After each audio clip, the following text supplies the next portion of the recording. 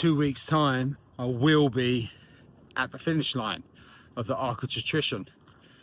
Just to sort of put you through, it starts on Friday, 12 o'clock midday.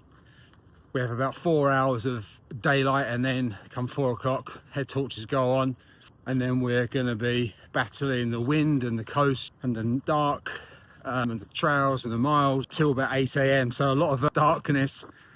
One thing to look forward to through that though is Land's End. That's the 50-mile checkpoint, and hopefully we'll get there, turn myself around in the feed station and the aid station, get some new shoes and socks and maybe new clothes on, get some food, and then make my way back out for the next 50 miles and hopefully be done before night time again on that Saturday. So till 12 o'clock, Saturday's 24. If I can do it in 28 hours, that would be amazing. The cutoff is 36, but there we go. Anyway, the fundraising page, hopefully you're on it or you got a link below. It's not for me, it's for Macmillan, who are fantastic at doing their role, providing support to anyone going through cancer diagnosis and treatment with all of their fantastic nurses. And they really need your support. As you may or may not know, they just helped and supported my mum just recently, and without them I think my mum would have not have had such a supportive experience that she needed. So please support Macmillan, sponsor whatever you can. It doesn't matter how much, it all matters, it all makes an impact. Thank you very much.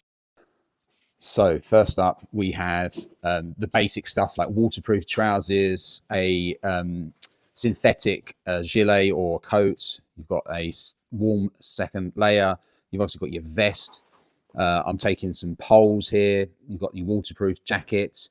Underneath there, which you can see the Hoka tights, which are warm leggings. You've got to have a hard case cup. Optional for me, but I'm taking it, is a belt. Obviously you've got the shorts, but they may not come out. You need at least 400 calories, survival calories, to take you on your sort of like ultra run, which I've got there. So I've got 2 bars and 2 gels. I've obviously got my watch, which I will have the GPX map on.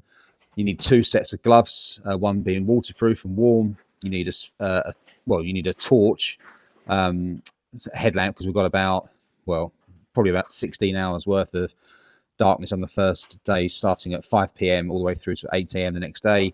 And then depending on what time you finish, you may need that again later on, just for a few hours. But you do need a second torch with spare batteries. You can just see the spare batteries there, with first aid kit, but also you need a wrapper as well.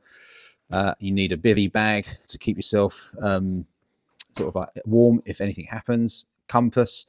You need a buff. You need a warm hat.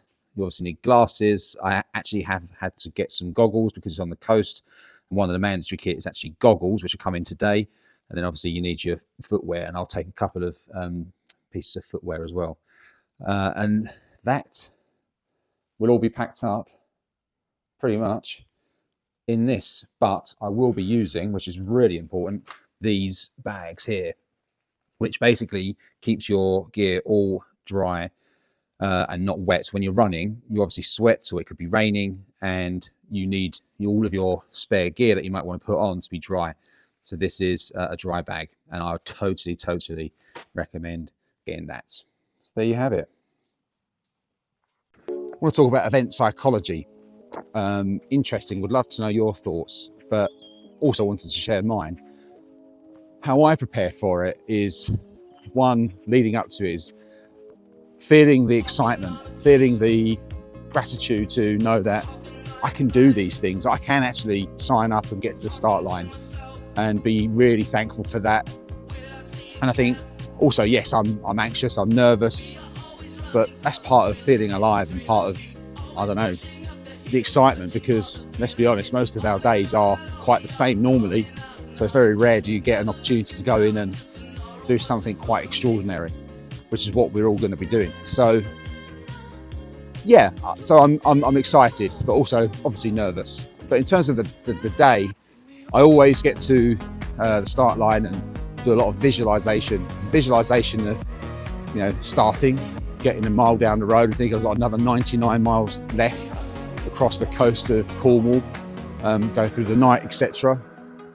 I'm going to think how I feel then. I'm going to be thinking about going up the hills, down the hills. I'm going to think about, you know, what happens if this happens, and how will I feel? What will I do? And I know that I can't have every scenario played out in my mind, but I'll play a lot of scenarios in there and sort of like try and prepare mentally for it. So if and when it does happen, I've already kind of like gone through the process, and let's just get on with it, you know. You know, and there's things that you all have to battle, like getting 50 miles in at sort of like Land's End and be tired, and it's the middle of the night, and you're thinking, I've got another 50 miles to go, and I've got the toughest bit yet. So it's just being prepared for that and knowing that's how you're going to feel, and then knowing that you're not going to quit. So anyway, whoever's doing an ultra, whether it's the Arc of Attrition this weekend like I am, or others, or whatever events you're doing, love to know your thoughts, but also good luck. All right, so I'm making a journey to the Arc of Attrition.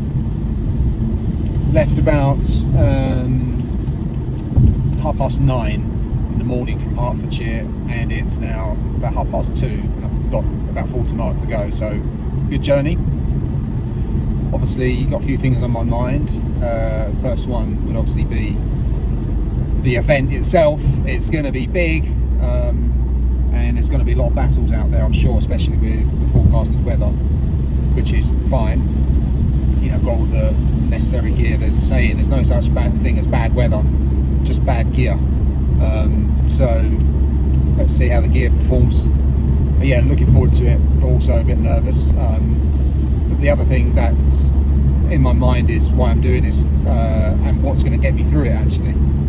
I think what's going to really get me through it is reflecting and thinking about my mum and my mum's experience and journey for the last 9 months, with first of all going through the diagnosis of cancer, which ended up being bowel cancer, and going through the diagnosis and, you know, to get the results, which is very stressful. And thankfully we were, you know, had the good result, which is it hadn't spread. It was primary, which is always the result you really want. So we was very fortunate there.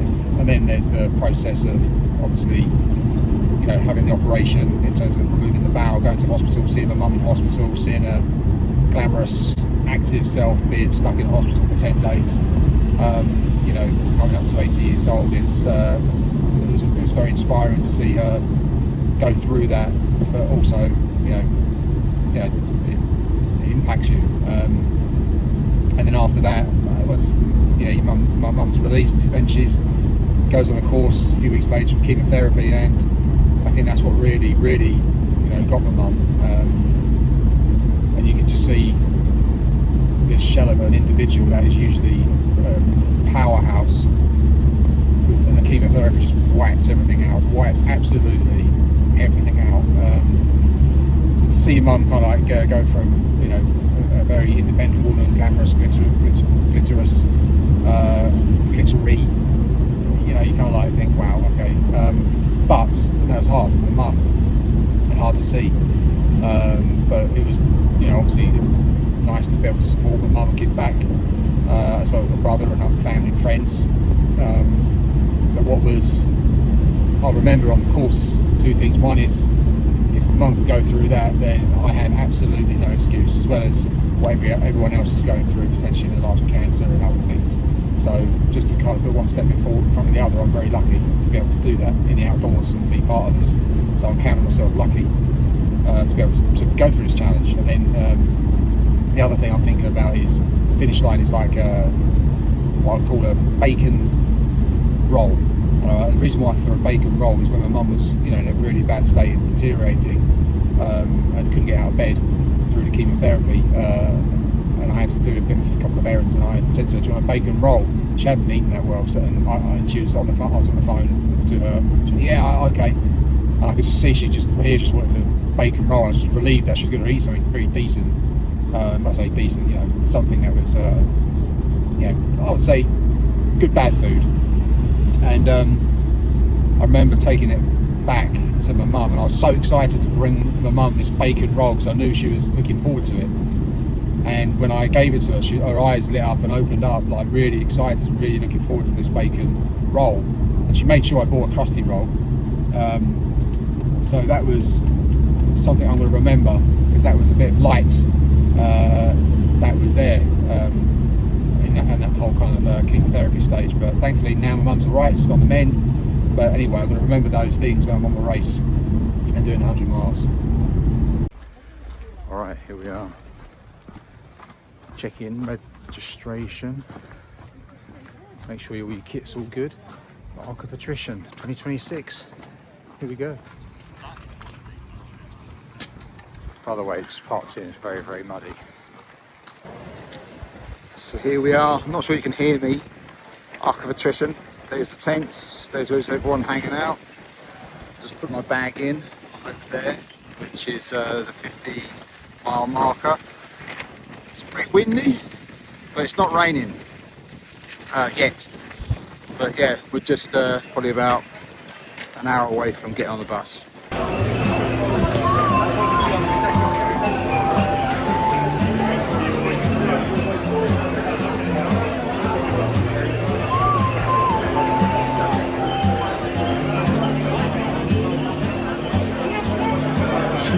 Like a map with no borders, a whisper caught in the wind.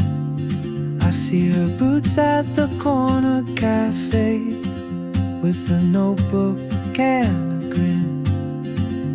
She's chasing skies I've never named while I stay in my lane. But something in the way she moves keeps pulling at my chain. Oh, traveler, you carry the sun in your stride, leaving behind what I hold inside. If I don't ask your name today, I may never get the chance to walk beside your wandering dance.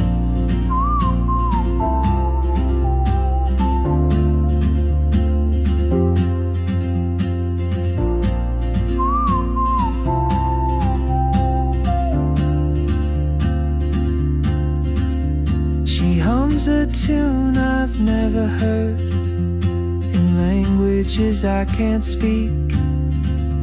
She writes down cities on her wrist and dreams she'll never keep. I sip my coffee, miss my cue, still anchored by my feet. But time rolls on like gold, and soon she won't be here. Oh, traveler, you carry the sun in your stride, leaving behind what I hold inside. If I don't ask your name today, I may never get the chance to walk beside your wandering dance. Maybe next year in Madrid, or on some quiet mountain ridge, I'll see you turn and I'll be brave. But what if courage comes too late? Oh, traveler, the world is your own. Walking up right away. And I just stood See from there. afraid of fate. If Call him, I call him don't in. take that step today, And you'll first main vanish bit's on. with the train, and I'll never see your I smile. am 16 miles in. It's daylight's ending soon.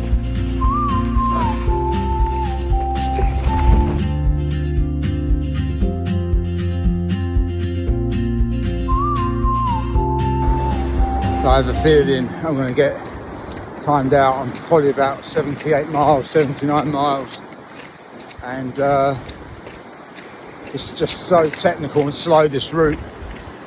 It's 24 kilometers.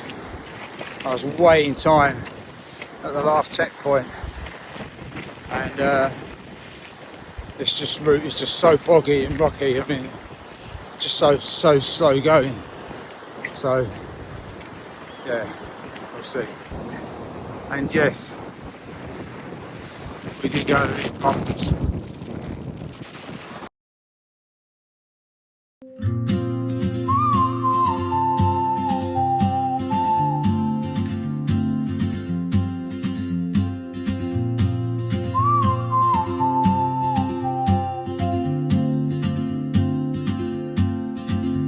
She moves like a map with no borders, a whisper caught in the wind. I see her boots at the corner cafe, with a notebook and a grin. She's chasing skies I've never named, while I stay in my lane. But something in the way she moves keeps pulling at my chain. Oh, traveler, you carry the sun in your stride, leaving behind what I hold inside. If I don't ask your name today, I may never get the chance to walk beside your one.